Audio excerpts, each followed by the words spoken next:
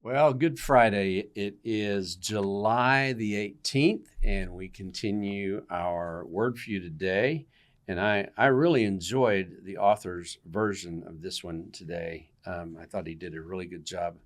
Um, uh, I hope you enjoyed it as well. The title of it is Show Grace Under Fire, and the scripture reference is Romans 12:18, which says this: do all that you can do to live in peace with everyone. Should be a very natural thing for believers, but unfortunately, it's not that easy. The first part of this, do all that you can, literally means if it is possible. If it is possible, live in peace with everyone.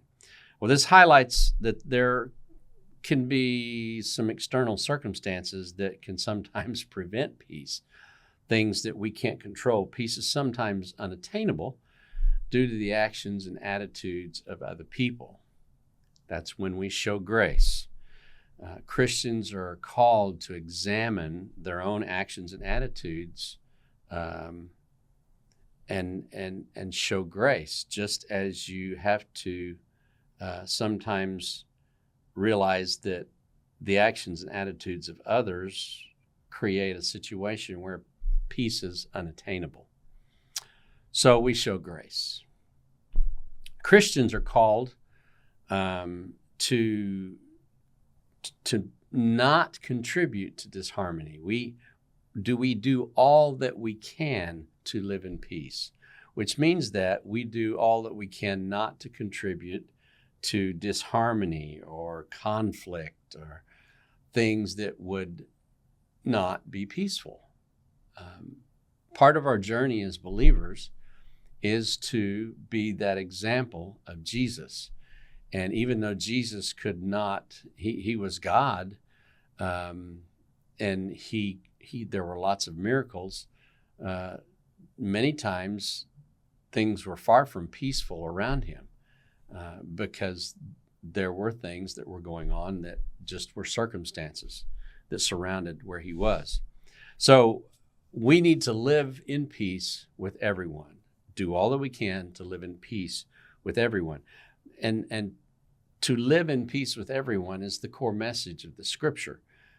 We are to actively pursue peaceful relationships with anyone, everyone. That includes those people who are difficult and challenging. We have to show grace.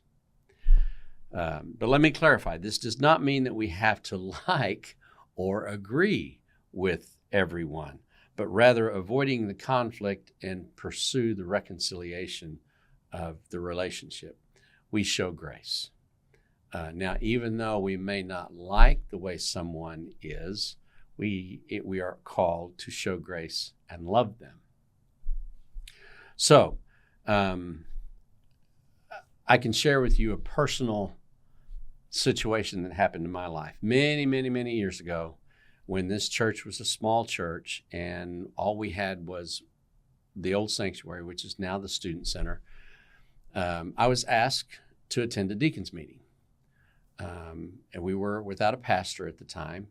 And we had a worship service in which things didn't go like they probably should have, which is typical for the way, from start to finish, nothing's going to go as planned. Even my tech people will tell you that the order of service is not final until the order of service is over. It was a situation where someone was supposed to be involved and they chose not to that Sunday because of illness or whatever. Well, I had one of the deacons stand up and accuse me of sabotaging the worship service. And he was very angry and he was very physical. And so I was young and didn't know exactly what to do. So I simply stepped up and said, I feel like I probably should leave this meeting. And so in my attempt to leave, the other few, there's only a total of 5 of them there. There was some of them that asked me to stay, so I did. Well, the deacon eventually did apologize to me, but What was really unusual about that meeting is our director of missions was also attending that meeting. Well, I was bivocational at the time, so I was still in the recording work, and so I was at the studio, and the next day the director of missions called me at work.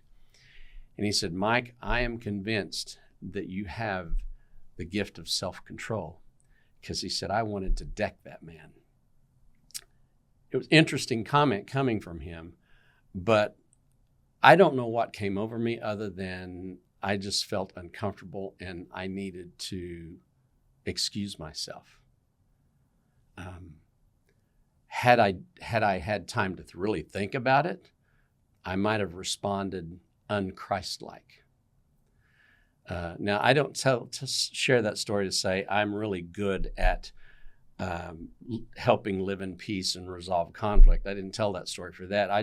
I look back on that situation as a thing that happened in my life that brought me to a place where there was tremendous conflict, and the way I handled it was the path that I should have taken. I think I did things right. Now, I haven't always done things right, but that is a that is a particular situation in my life that happened. So we need to show grace under fire, and I was under fire. So we show grace. We show grace, and there are nine ways to do this. First of all, we need to learn to let it go. Just let it go. We can't control everything. We can't always stay in a negative space. If there's a situation like I was in, we need to let it go and remove ourselves from the negative space. Second thing is we need to practice gratitude. We need to act with grace. We need to function from a place of goodwill. So practice gratitude. Third thing, forgiveness. Sometimes tough, sometimes hard. Holding on to bitterness doesn't help anyone. So we don't need to carry that burden. When we forgive somebody, it's good for us. It's good for them, but it's especially good for us. It gives us a cleansing. We need to apologize when necessary, take responsibility for our actions. There are times that I will do or say something and I need to apologize. Just recently, I said something in a worship service, and I felt like I hurt someone's feelings in the congregation. So as soon as I was off the platform, I made my way around behind the crowd of people and went right to that person and apologized. It helped me to understand that sometimes I need to think before I speak. So apologize in those situations. Be mindful. Be aware of your environment and move through it with grace. Be mindful of getting caught in a situation where there's conflict or in a conversation where there's conflict, and move through that with grace. The seventh thing, speak kindly. Kind words go a long way. You know, there's the old saying, you catch more bees with honey than anything else. So speak kindly. Eighth, have compassion. We don't know what the other party or the other person's going through. So have compassion. You know, if they're trying to be difficult, it could be that things are not good at home. Things are not good at the office. Things are not good with their spouse or their kids. And there are things there that are creating irritation that is reflecting in their personality at the time. So we need to have compassion, show grace. And finally, the eighth thing is to accept people for who they are. We can't change people. We can pray for change, but if we accept them the way they are, it helps us to move forward in that relationship. So just because you want to make someone different doesn't mean it's right. So we need to accept people. And finally, the last one, number 9, which is probably the most important, have a sense of humor. Because sometimes it's easier to laugh than to go cry about it. It's better to have a good laugh than a good cry. A sense of humor helps in showing grace, in that it's not that we make fun of people, but laughter is healthy. And so have a sense of humor. I really, really, really appreciated and liked the way the author of the devotional ended the devotional. And I'm going to end this devotional the same way. He said, ask yourself what is more important, your need to correct the person or connect with them. Let me challenge you. Show grace. Have a great day.